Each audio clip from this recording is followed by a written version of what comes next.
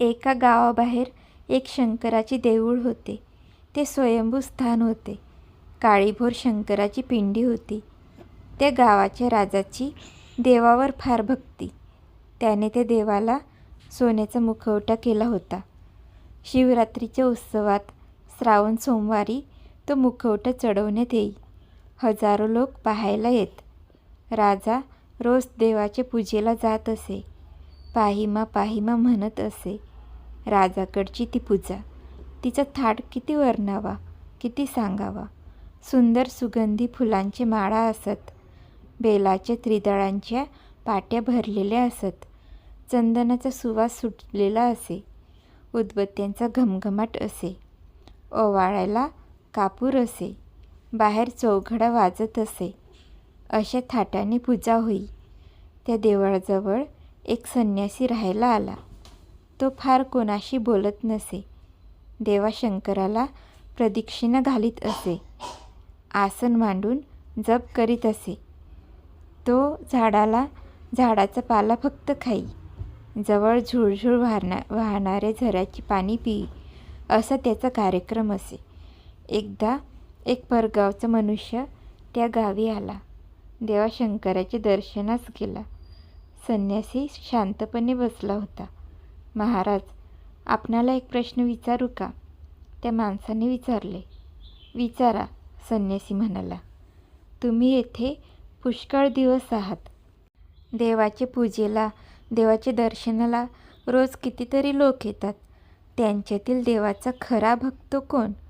खरे सांगू का? खरे सांगा. दुसऱ्याच्या रागाची संन्याशाला काय पर्वा?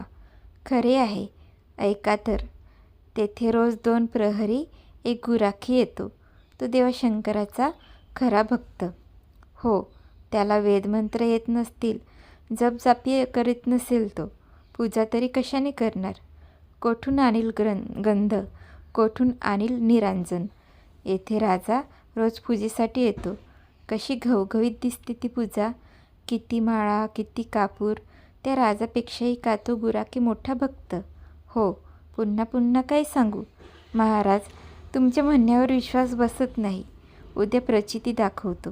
राजा पूजा करील त्यावेळेस गुराखी दुपारी येईल व त्या वेळेस तुम्हीही तिथे असा.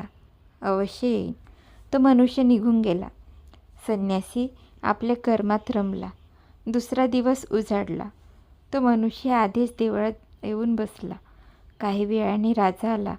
चौघडा वाजू लागला. सनया आलापू लागल्या. महापूजा सुरू झाली. माळा चढवण्यात आल्या. कापूर पेटवून राजा ओवाळू लागला. इतक्यात काय झाले? ते देऊळ एकदम हलू लागले. भूकंप होणार असे वाटले. राजा घाबरला. दगड डोक्यावर पडतात की काय असे त्याला वाटले. त्याच्या हातातील ती हलकारती खाली पडली. कोठले ओवाळणे, कोठली पूजा. राजा धूम पळत सुटला. राजाच्या बरोबरचे सारे पळत सुटले. ती पूजा तशीच अर्धवट तेथे पडून राहिली. दुपारची वेळ झाली. तो गुराखी त्याच्या गायी रानात चरत होत्या. तो गुराखी आला. तो देवाच्या दर्शनाला आला. तो गाभाऱ्यात शिरला. पिंडीला त्याने कडकडून मिठी मारली. नंतर त्याने आपल्या भाकरीचं नैवेद्य देवासमोर ठेवला. क्षणभर त्याने डोळे मिटले आणि तेथेच ती कांदा भाकर खाऊ लागला. आईच्या जवळ बसून जेवू लागला. देव म्हणजे सर्वांची आई ना. इतक्यात ते देऊळ हलू लागले. दगड डोक्यावर पडणार असे वाटले. हातातील भाकरी हलू लागली.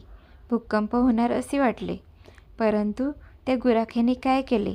तो पळाला का? त्याने धूम ठोकली का? नाही. त्याने एकदम शंकराच्या पिंडीला मिठी मारली. देवा सांभाळ, असे तो म्हणाला. देऊळ हलायचे थांबले. गुराख्याला आनंद झाला. त्याने भाकरी पोटभर खाल्ली. देवाला नमस्कार करून पुन्हा रानात गेला. गायीसाठी बासरी वाजवू लागला. प्रचिती ज्याला हवी होती तो मनुष्य तेथे होता. पटले की नाही? संन्याशाने विचारले. राजा पळून का गेला? गुराखी तेथेच का राहिला? अरे, राजा ज्या पिंडीची पूजा करीत होता ती पिंडी त्याला खरोखर देवाची वाटत होती का? देऊळ हलू लागताच तो पळाला. देव जवळ असता तो पळाला का? संकटात देवाशिवाय कोण तारणार? परंतु ही पिंडी रक्षण करील असे त्याला वाटले नाही. त्याने स्वतःच्या पायांवर अधिक विश्वास ठेवला. ती पिंडी म्हणजे केवळ दगड हीच त्याची शेवटी भावना झाली. परंतु तो गुराखी देऊळ हलू लागताच पळाला नाही. त्याने पिंडीलाच मिठी मारली. संकटात लहान मूल आईला बिलगते, तो गुराखी देवाला बिलगला. त्याला ती पिंडी म्हणजे दगड वाटला नाही, त्याला तेथे खरोखर देव दिसत होता.